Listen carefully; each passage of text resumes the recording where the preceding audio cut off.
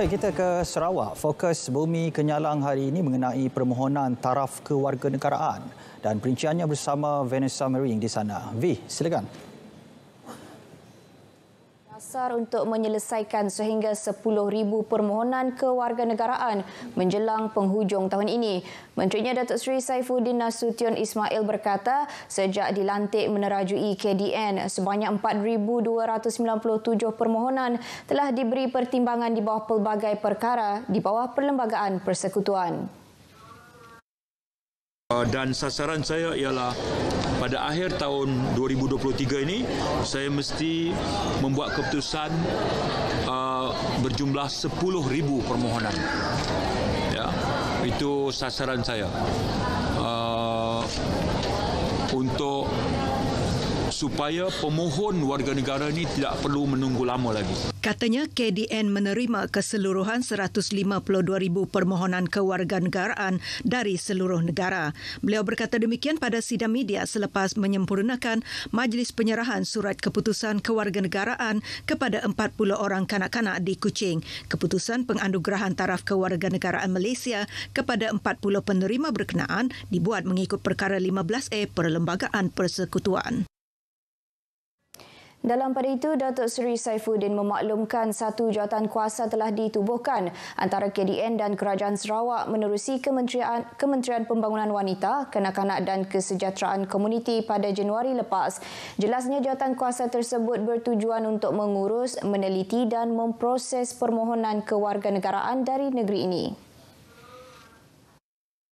Datuk Seri Saifuddin menjelaskan melaluinya sebanyak 177 permohonan telah diberi kelulusan manakala 146 permohonan lagi berjaya diselesaikan pada satu mesyuarat yang berlangsung sebelum majlis penyerahan surat keputusan kewarganegaraan yang berlangsung di Kuching hari ini. Jadi sasaran kita, jawatankuasa ini sasarannya adalah sekarang angka permohonan bermula daripada jawatankuasa ini mula dibentuk ialah 946 permohonan.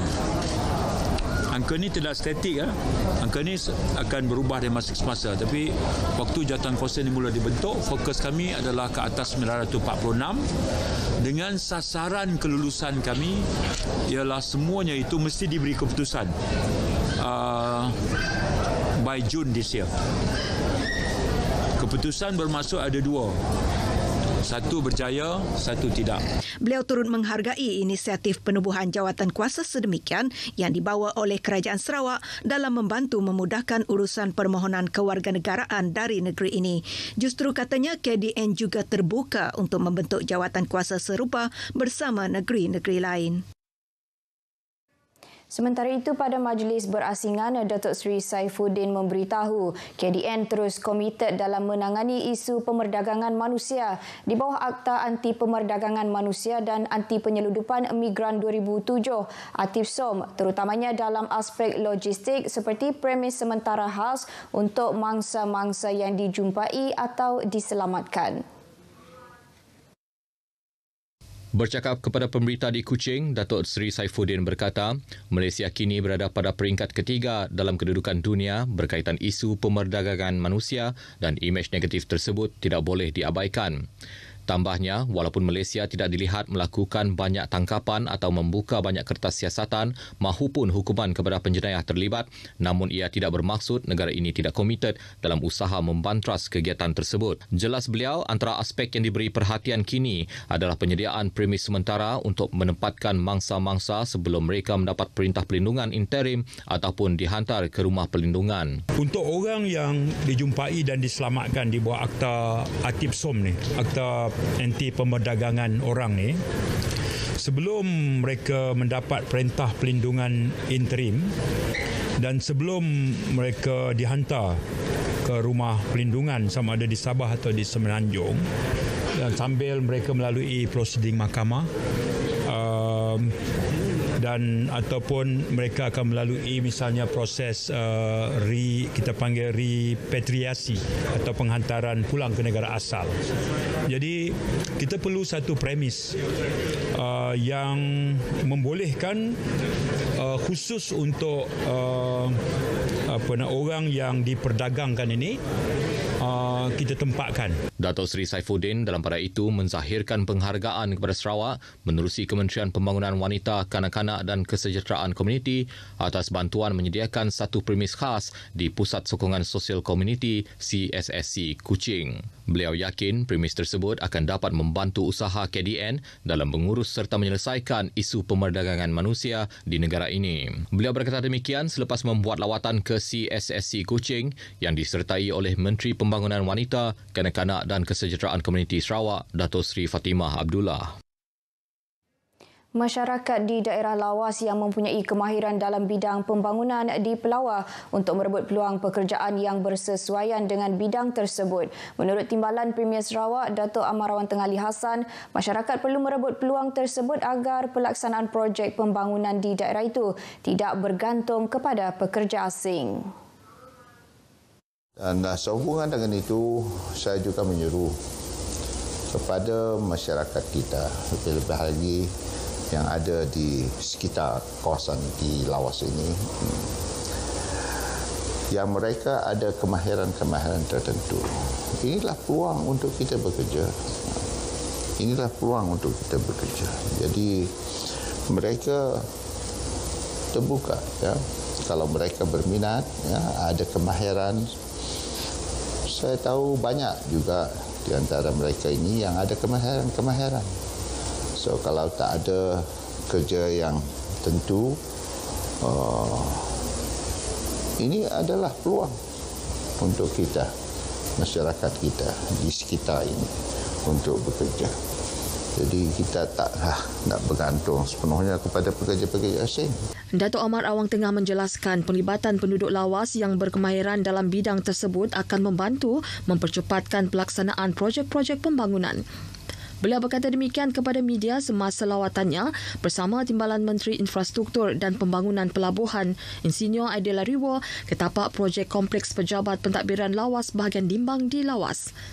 Dalam sesi lawatannya, beliau berharap agar semua pihak yang terlibat dalam pelaksanaan projek tersebut memberi kerjasama yang padu agar ia dapat disiapkan mengikut jadual yang telah ditetapkan. Beliau yang juga merupakan ahli Dewan Undangan Negeri Bukit Sari menjelaskan pelaksanaan projek tersebut dijangka siap pada bulan November 2024. Projek menaik taraf Pasar Jaya Lihua Sibu yang bernilai lebih RM400,000 dilihat mampu menarik lebih ramai pengunjung dengan penambahan medan selera. Ahli Majlis Perbandaran Sibu SMC, Kaunselor Anna Lau King Hong berkata SMC komited untuk menghidupkan lagi suasana di kawasan tersebut dan sekaligus untuk melonjakkan sosioekonomi warga tempatan. Kaunselor Anna Lau menjelaskan penambahan medan selera yang menyajikan pelbagai variasi makanan itu juga dapat menarik lebih ramai pengunjung terutamanya golongan muda. We want to bring in those the youngster concept. So they in order to pull in more crowd. So this is our first, I think this is SMC first project. So-called it's not a hawker style. Also, we probably can say it is a food court lah, but in the higher end as compared to hawker. Beliau berkata demikian kepada media semasa melawat medan selera Pasar Jaya Lihua di Sibu yang akan dirasmikan esok. Sementara itu, bagi peniaga di medan selera tersebut, mereka menyambut baik pembukaan medan selera tersebut yang telah menyediakan kemudahan asas yang lengkap. Kemudahan ke disediakan ke SMC itu bakal singki, tetaplah amari nak bisik ke sida ni ke kami api air punya. Banyaklah tersedia sudah ke kami. Sebab saya rasa sini kan tak ada food court yang macam ini besar. So saya mau try sebab sini kan tempat